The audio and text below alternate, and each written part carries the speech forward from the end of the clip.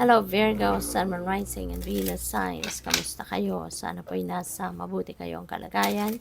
Welcome back po sa Star Tarot. At kung bago kayo dito, welcome din po kayo. Please subscribe, like, share my videos, and leave me a comment kung nakaresonate kayo. Thank you. So, tignan natin kung ano mga messages ni Virgo. First card ninyo, we have the Ten of Swords. Ayan. So, Ten of Swords. As a reader, gusto ko tong si Ten of Swords kasi this is ending and beginning. And kapag merong ganitong Ten of Swords, parang meron na naghihintay na bagong buhay sa'yo. 'Di ba? You are giving yourself an opportunity to bounce back in life. 'Di ba? Kasi ano ito stabbed in the back energy. So, but this happened already in the past, 'di ba? Naloko kayo no na mga nakaraang panahon. You were stabbed in the back. Ibig sabihin dito nasa likod yung tusok, 'di ba? Ng mga swords na 'yan. So, ibig sabihin ginawa ito kung ano man ang ginawa ng taong ito sa buhay mo or sa iyo, nakatalikod ka na ginawa ito, 'di ba? So, ibig sabihin, tin rider ka in a way. 'Di ba? Tin rider ka, niloko ka, kasi hindi ginawa harap-harapan, 'di ba? Ginawa sa'yo nang hindi ka nakatingin. Ginawa sa'yo nang hindi mo alam. Yung ganun. So, this is betrayal. This could be betrayal na nangyari sa'yo, cheated on you, someone have cheated on you in the past, yung ganyan. So, whatever reason, for whatever reason, however this Ten of Swords resonates with you, ngayon, babangon ka na from that. You're putting an end to this pain, you're putting an end to that resentments na naramdaman mo for the longest time. Ano ka na, babangon ka na. No? Nag-ano ka na ngayon, nagkakaroon ka na ngayon ng clarity. Clarity of thought na it's about time na for you to bounce back in your life. It's about time na para ikaw ay umano na, ikaw ay bumangon na sa buhay. 'Di ba? At magsimula ka na ng bagong buhay. 'Di ba? Pwedeng natanggap mo na yung sitwasyon, magpapatawad ka na so that you can move on. So that you can start a new life. So we have the Queen of Pentacles. Ayan. So si Queen, napakasipag, ularang nanay, kasi mother archetype nga siya, 'di ba? So this is someone that is very nurturing, very maalaga, very mapagmahal, 'di ba? So despite na 'yan ang ginawa sa iyo, or despite na ganito ang ginawa mo doon sa person mo, kung person mo itong nakasakit ng inyong damdamin, 'di ba? Inalagaan mo, minahal mo, pero despite that, 'di ba, tin rider ka pa rin. So, si Queen of Pentacles, this is very nurturing, kaya po pwede, no? Dito nga meron siyang inaalagaan. So, pwedeng meron kang inaalagaang bata, merong inaalagaang anak, or pwedeng meron kang, baka ito yung trabaho mo, baka you are a caregiver, yung ganyan, or baka meron kang inalaga ang mga sick people, baka nurse ka din, yung ganyan, So, you are taking care, siguro, that is your career, diba? Nag-aalaga ka ng mga tao.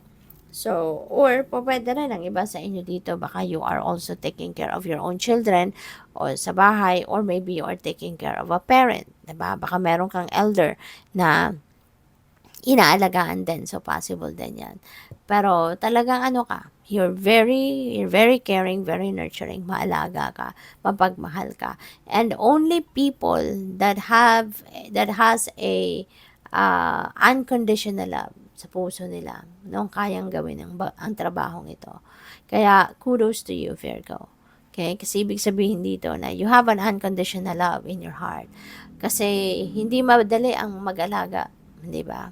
Kahit sarili mong mga anak, you really have to have that unconditional love for you to take care of your loved ones. And lalo-lalo na yung hindi mo kaano-ano, hindi ba?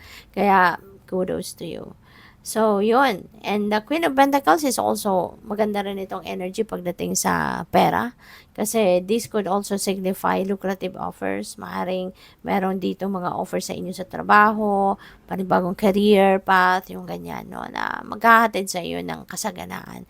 Kasi si Queen of Pentacles is also about um, abundance and prosperity. So, may blessing na dadating sa inyo. Financial blessings. Three of Cups, and there is something, no, na mag-ano kayo, ipagsasaya. So, baka mayroong okasyon. No? Baka merong okasyon. Baka merong kayong isa-celebrate. Pwedeng merong baka may imbitahan ka sa mga birthdays, sa mga anniversary, mga ganyan. Kasalan, engagement party, mga ganyan. Or po pwede rin reunion ito. Baka magre-reunion ng pamilya, mga magkakaibigan, dating magkakaklase, or dating magkakatrabaho, yung ganyan. Ano? So, maybe you will be invited to a party. Okay? So, good luck sa'yo. And have fun. Okay? Deserve mo naman yan. So, what else? Tignan natin kung ano pa ang mga messages for Virgo. And maraming salamat for subscribing. No? And if you haven't subscribed yet, subscribe na po kayo. At saka maraming salamat din for not skipping the ads. Malaking bagay po yan sa akin. At also, please click the join button sa baba ng video. No? Kung hindi pa kayo nakakapag-join. And kung gusto ninyong mag-join. So, cut the cords of doubt. Okay? Hindi mo kailangang magduda. Putulin mo na yung mga pagdududang yan. Kasi that is just going to give you headache. Diba? Sasakit ng ulo mo niyan. May stress ka lang.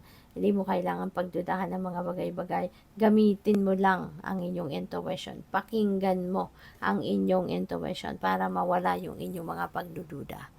Alright? Kasi that is very negative energy. No? Yung doubt. Negative energy, super negative. Kaya iwasan natin ito. Iwasan natin ang magduda. Okay? Mas magandang pakinggan natin ang bulong ng ating intuition so that ma-figure out natin, 'di ba? Anong dapat paniwalaan at anong hindi. Okay? So we have creator alchemy. You are a master manifestor, Virgo. Napakagaling mo kaya. 'Di ba? Maaari din na siguro kayo siguro nagde-divination din kayo, siguro gumagawa din kayo ng mga spells, mga ganyan, or anything, no? Very creative din kasi si Virgo eh. You are also very creative. So ngayon, nasa higher energetic frequency kayo, and you are going to create something beautiful in your life. So, kung ano man ang gusto siguro ninyong ma-manifest sa buhay mo sa ngayon, you have that power to make it happen. You have that power to do it sa ngayon. Kaya take advantage of that. So, we have manifesting and doing. Look at that. Diba? Kaka-mention ko lang ng manifesting. So, you're definitely going to manifest something beautiful in your life. So, kung ano man itong ginagawan mo ng paraan, ano man itong pinagtatrabahuan mo, diba? You are definitely going to see that happen sa buhay mo. Magmamanifest. No, magmamanifest ka sa ngayon. Kung ano man ang minamanifest mo, ayan na. Diba? Ginawan mo ng paraan, ginawa mo na nag-effort ka para dyan. Kaya yan, mangyayari na. So, good luck and congrats. Thank you for watching. Love and light. Namaste.